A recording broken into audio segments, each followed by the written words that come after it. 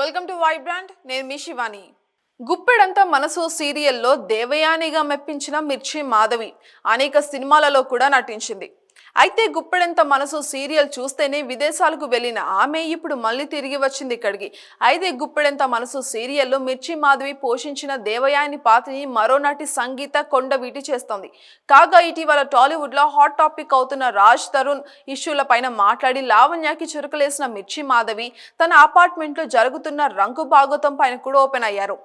అభివృద్ధి విషయంలో పోటీ పడడం ఏమో కానీ విచ్చలవిడి శృంగార విషయంలో పాశ్చాత్య దేశాలకు గట్టి పోటీని ఇస్తున్నారు మన యంగ్ జనరేషన్ అని చెప్పింది. ముఖ్యంగా హైదరాబాద్, బెంగళూరు, చెన్నై, ముంబై వంటి నగరాలలో డేటింగ్ యాప్లు, అదే విధంగా డేటింగ్ అపార్ట్మెంట్లు సహజీవన స్రవంతిలాగా మారి అక్రమ సంబంధాలకు పూల పాన్పు పరుస్తున్నారు. అమ్మాయి వెనుక అబ్బాయి తిరగడము, ఆ అమ్మాయిని ఒప్పించడము, ప్రేమించడం, తర్వాత పెళ్లి చేసుకోవడం, ఆ తర్వాత అసలు కార్యం అలాంటివి సంస్కృతికి చర్మగీతం పాడేశారు. అమ్మాయి అబ్బాయి చూసుకున్నారా, ఊ అనుకున్నారా, ఓయో రూమ్ తలుపు కొట్టారా, ఇప్పుడు ఇదే నగరవాసుల్లో నయా ట్రెండ్. అయితే ఇలాంటి పత్తేపారాలు మా అపార్ట్మెంట్లో కూడా జరుగుతున్నాయని షాకింగ్ విషయాన్ని బయటపెట్టింది గుప్పెడంత మనసు సీరియల్ నటి మిర్చి మాధవి. తాజా ఇంటర్వ్యూలో మిర్చి మాధవి మాట్లాడుతూ, డిస్టర్బ్ చేసే వాళ్ళకి కూడా తెలుసు వీళ్ళు పడతారా లేదా అని. ఇటు నుంచి రెస్పాన్స్ లేకపోతే హాయ్ అంటే హాయ్ అని వెళ్ళిపోతారు. అలా కాకుండా హాయ్ అన్న తర్వాత ఆహా అని అటు చూడడం ఇటు చూడడం, అలాగ చేయడం ఇలాగ చేయడం లాంటివి చేస్తూ ఉంటే రారా బాబు అని డైరెక్ట్గా చెప్పడమే. ఇక మన పని మనం చూసుకుంటే ఎవరు మన జోలికి రారు. కానీ వాళ్ళు డిస్టర్బ్ చేసినప్పుడు నువ్వు సిగ్నల్ ఇస్తే మాత్రం వాళ్ళు ట్రై చేస్తూనే ఉంటారు. కొంతమంది ఉంటారు, కానీ నాకైతే ఇలాంటివి ఎప్పుడు కూడా ఎదురు కాలేదు. ఆడవాళ్ళు అన్న తర్వాత వెంట పడడాలు లాంటివి ఉంటూనే ఉంటాయి, అవి చాలా కామన్. ఇప్పుడు మగాళ్ళ వెనుక ఆడవాళ్ళు పడుతున్నారు. ఇక్కడ కూడా సమానత్వం అయితే పాటిస్తున్నారు. మా అపార్ట్మెంట్లో 2 అమ్మాయిలు అయితే ఉంటారు, దానికి ఎదురుగానే ఉండే అపార్ట్మెంట్లో ఇంకో 2 అబ్బాయిలు కూడా ఉంటారు.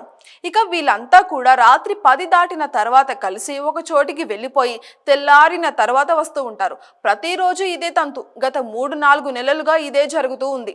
ఆ తర్వాత బయట నుంచి ఎవరో వచ్చి అబ్బాయిలని చచ్చినట్టు కొట్టారు. తలలు పగిలేటట్టు వాళ్ళతో వెళ్ళిన అమ్మాయిలని బాగానే ఉన్నారు. ఇక తప్పు చేసిందేమో అమ్మాయిలు అబ్బాయిలు, కానీ శిక్ష మాత్రం అబ్బాయిలకు ఒక్కరికే పడింది. ఇక సమాజం ఎలా ఉంది అంటే ఇలా కూడా ఉంటున్నారా అని ఉలికి పడేటట్టుగా ఉంది. చాలా దారుణాలు అయితే జరుగుతున్నాయి. ఇక ఏ అబ్బాయికి కానీ అమ్మాయికి కానీ ఇలాగ చెయ్యి లేదా అలాగ చెయ్యు, తప్పుడు పనులు చెయ్యు, దొంగతనం చెయ్యు, లంగా పనులు చెయ్యు అని ఎవ్వరు కూడా చెప్పరు. ఎవరి ప్రభావం ఉంటుందో చెప్పలేము. వాళ్ళకి వాళ్ళు రియలైజేషన్ అవ్వాలి. ఎవరో చెప్తే మారడం కాదు, వాళ్ళకి వాళ్ళు మారాలి. పిల్లలు చాలా చెడిపోతున్నారు. 12-17 ఏళ్ల వరకు పిల్లల్ని చాలా జాగ్రత్తగా చూసుకోవాలి. పిల్లలు ఏం చేస్తున్నారు, ఎక్కడికి వెళ్తున్నారు, ఏం చూస్తున్నారు అని మనం గమనించాలి. కనడం కాదు, వాళ్ళని ఎప్పటికప్పుడు కాపాడుకుంటూ ఉండాలి. సమాజానికి ఉపయోగపడతారో లేదో తర్వాతి విషయము. ముందు కన్న వాళ్ళకు ఉపయోగపడుతున్నారా, కనీసం వాళ్ళ కోసం వాళ్ళని ఉపయోగపడేలాగా అయినా పెంచుకోవాలి మనము. మన ఫ్యామిలీ బాగుంటేనే సమాజం బాగున్నట్లే.